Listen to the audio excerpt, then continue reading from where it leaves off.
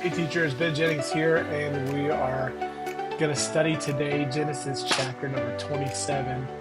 And we're going to look at what the lesson says is our text is verses 17 through 30. But I do believe that if you're going to get kind of the main point of the passage, you probably need to know a little bit about the context, like every other week, the context of where we're at in Genesis and what's going on in the lives of these people a little bit before, a little bit after.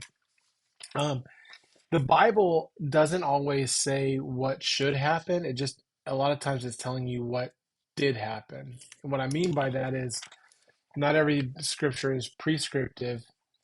Some scriptures are just descriptive, and that's a little bit what's going on here in the story of Jacob and him going in to get the blessing to Isaac.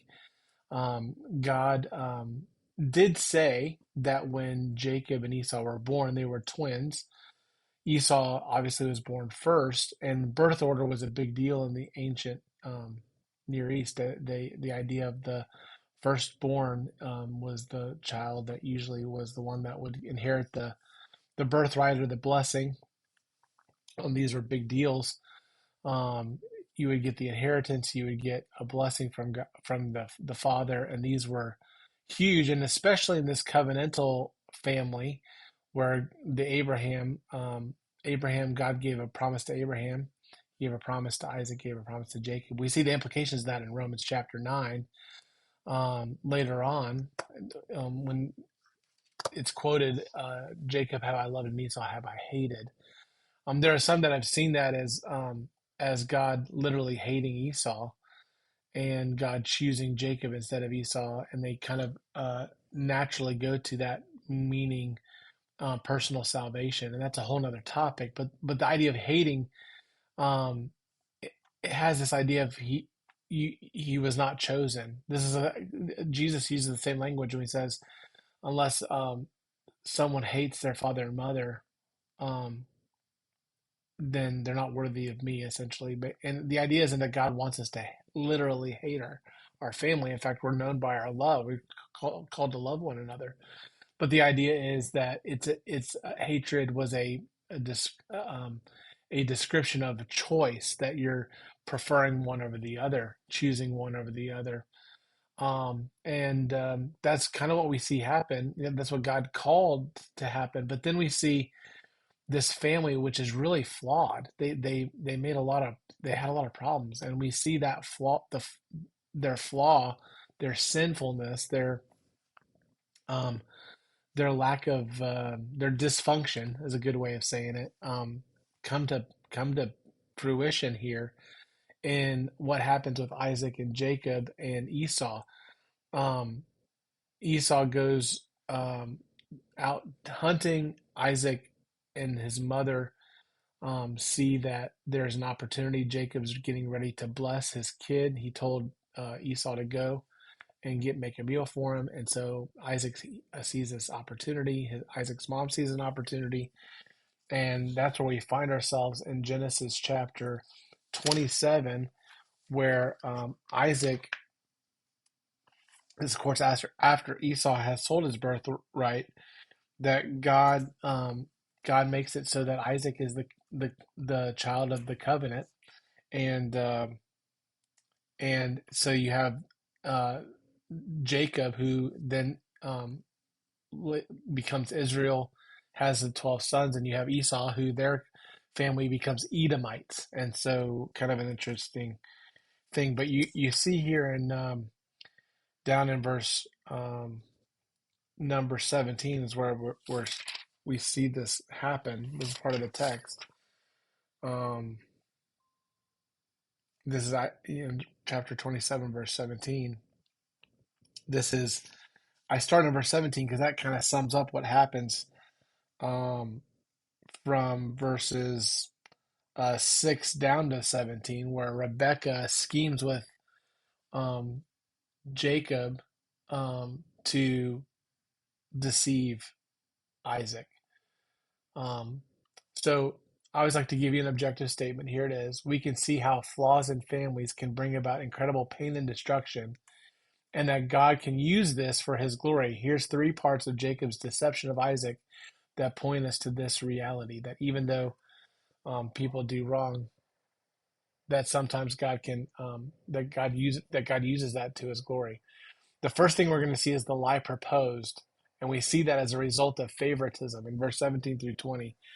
It says, "And she gave the savory meat and the bread which she had prepared into the hands of her son Jacob." This is summarizing verses 6 to 17, where she puts this scheme together with Jacob to deceive Isaac. Verse 18, "And he came unto his father and said, My father. And he said, Here am I, who art thou, my son?" So he hasn't lied yet, but he's getting ready to lie. Here's Jacob saying, "Here I am, father." Verse 19, "And Jacob said to his father, I am Esau, thy firstborn. I have done according to as thou hast bade me. Arise, I pray thee, and sit and eat of my venison, that thy soul may bless me." Now this is a lie. This is not Esau. This is Jacob. This is not his firstborn. So Isaac has, you can tell in this text that Isaac is suspicious. And you can tell it because there's at least four different kind of inquisitions. The first one you're going to see here on kind of a response to this first lie, which is the heading lie over the whole thing. I'm Esau, bless me, when he's really Jacob. But the first question comes up, you know, verse 20, "How is it that thou hast found it so quickly, my son?" Isaac had told Esau, "Go kill. I want food. I want you to get a." Back in verse 3, "That now therefore I pray thee, thy weapons, thy quiver, and thy bow. Take thy weapons, thy quiver, thy bow, and go out in the field and take me some venison." So he's going to go get a certain kind of game, certain kind of deer meat, "and make me savory meat such as I love, and bring it to me that I may eat." He said, that meal you make when you get the catch, when you get the game, when you get the venison, the deer, when you go hunting, I want to eat that. That's like a great meal for me to have one last time. And so that's what he says. Like, how did you get the deer so fast? How did you dress it and cook it so quickly? Right? And then what does Jacob say? And he said, "Because the Lord thy God brought it to me." Now he takes the Lord's name in vain. He's saying, "Oh, God did this for me." So you have here this lie that's proposed, and we see that it's a result of planning. Sorry, it's a result of favoritism. This is Rebecca. Isaac has a favorite. It's Esau. Rebecca, his wife, has a favorite. It's Jacob. And they're pitting. She doesn't want Esau to get it. She wants Jacob to get it. And this favoritism is creating a problem. She uses that to have Isaac lie to his Isaac lied to have Jacob lie to his dad. Then we see the deception fulfilled. We see the result of all their planning. Um, a result of the planning that they had done. Verse 21, it says, "And I, Isaac, said unto Jacob, Come near, I pray thee, that I may feel thee, my son, whether thou be my very son Esau or not." Now, we're told earlier in Genesis that Esau came out and he was red and hairy. That's literally what the words Esau means. And so he's known to be a hairy guy, and Jacob is definitely not as hairy as Esau is. You see kind of three parts of Isaac's investigation of Jacob's claim to be Esau. The first thing you see is a feeling test. He actually literally says he feels him to see if he's hairy. Now we know that back in um, earlier in the chapter, in verse 11, Jacob said to Rebekah his mother, "Behold, Esau my brother is a hairy man, and I am a smooth man. My father peradventure will feel me, and I shall see him as a deceiver." Verse 13, "Then his mother came upon me, be thy cursed, son. Only obey my voice and go fetch me them." And he went and fetched and brought them to his mother. His mother made savory meat. This talking about those goats. "And Rebekah took goodly raiment of her eldest son Esau, which were with her in the house, and put them on Jacob. And she put skins of the kids of the goats upon his hands and upon the smooth of his neck." So suspected that uh, Jacob, or sorry, that Isaac would touch his son, that's where she put goat hair. And so that's how they got through that. So the first kind of thing he went through was that feeling down to verse 23.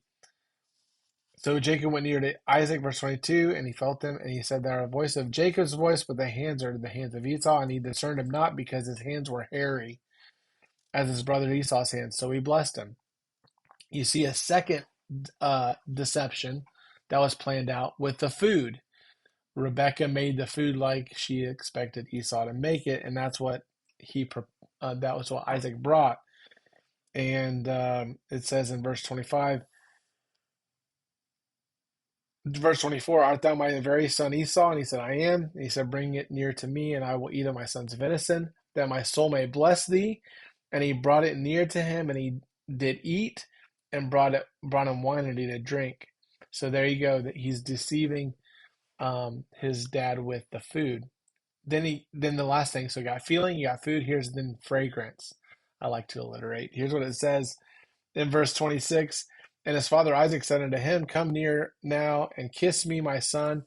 And he came near and kissed him, and he smelled the smell of his raiment, and blessed him, and said, "See, the smell of my son is the smell of a field which the Lord hath blessed. Therefore God give thee of the dew of heaven, and the fatness of the earth, and plenty of corn and wine." So here you got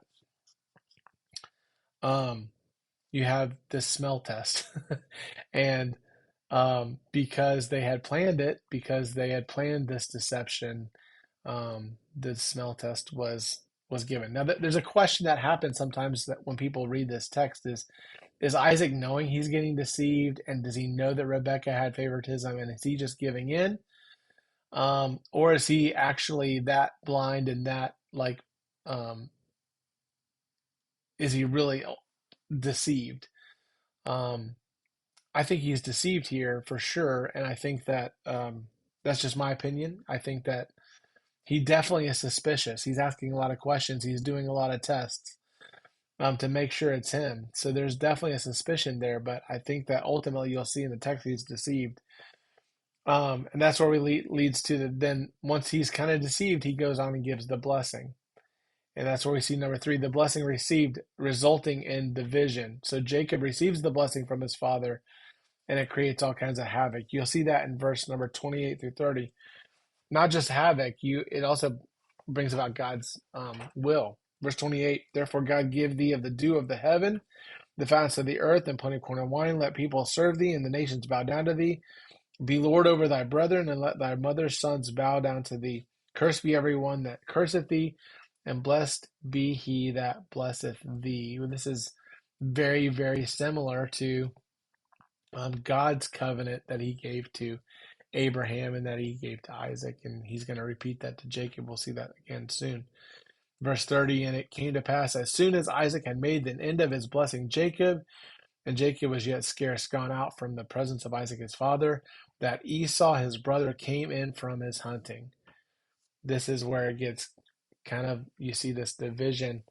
And if you read the rest of the chapter, here comes Esau. He's ready to come in and be blessed. He's got the food that he's made that his dad asked him to go make. In verse 33, "And Isaac trembled very exceedingly. He said, Who? Where is he that hath taken venison and brought it me? And I have eaten of all, therefore thou camest, and have blessed him, and yea, he shall be blessed." And when Esau heard the words of his father, he cried with a great exceeding bitter cry, and said to his father, "Bless me, even me also, O my father."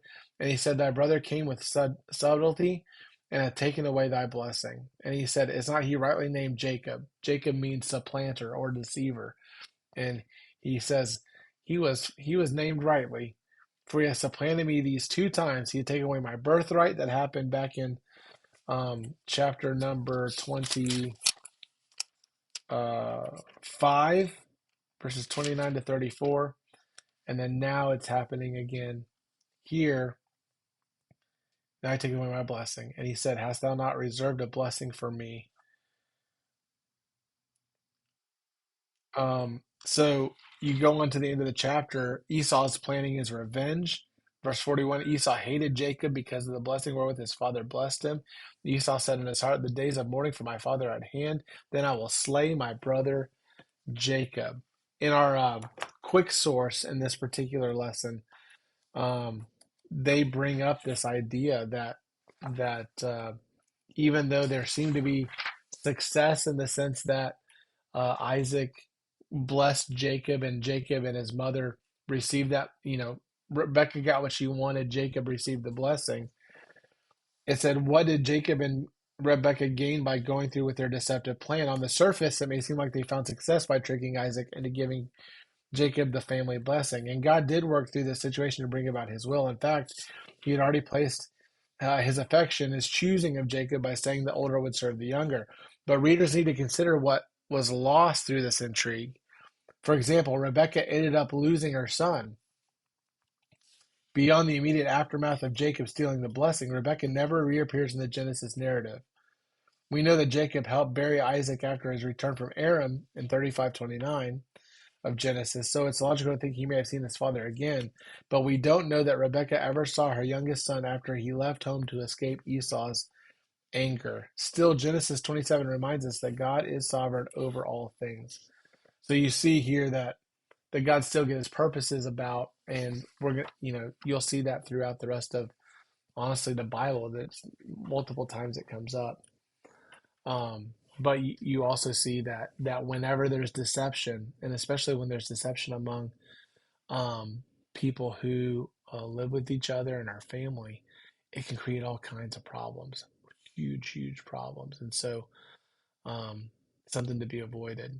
We need to be people who are people of integrity, who do not lie and who do not steal. And we need to believe that God is the one who's going to bless us, and it's not something we need to steal.